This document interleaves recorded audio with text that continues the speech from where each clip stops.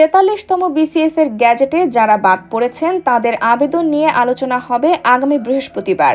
জনপ্রশাসন মন্ত্রণালয়ের একজন কর্মকর্তা বলেন, এমন কোনো সিদ্ধান্ত হয়নি যে তাদের আবেদন বৃহস্পতিবারই বিবেচনা করা হবে বা সিদ্ধান্ত দেওয়া হবে।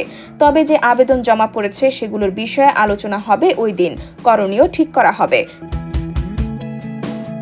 সঙ্গে অন্য বিষয়ে আলোচনাও হবে। সিদ্ধান্ত নেওয়ার কোনো সভা হবে না।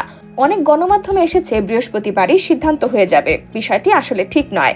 43তম বিসিএস এর নিয়োগের জন্য জনপ্রশাসন মন্ত্রণালয় 15 অক্টোবরের প্রজ্ঞাপন বাতিল করে নতুন প্রজ্ঞাপন জারি করে গত 30 ডিসেম্বর। এতে বিভিন্ন ক্যাডারে বাদ পড়েন 168 প্রার্থী। এর আগে 15 অক্টোবরের প্রজ্ঞাপনে বিভিন্ন ক্যাডারে বাদ পড়েছিলেন 99 জন। সব মিলিয়ে 43তম বিসিএস থেকে বাদ পড়েন মোট 267 জন। এসব প্রার্থীর বাদ পড়ার বিষয়ে সম্প্রতি ব্যাখ্যা দিয়েছে জনপ্রশাসন মন্ত্রণালয়।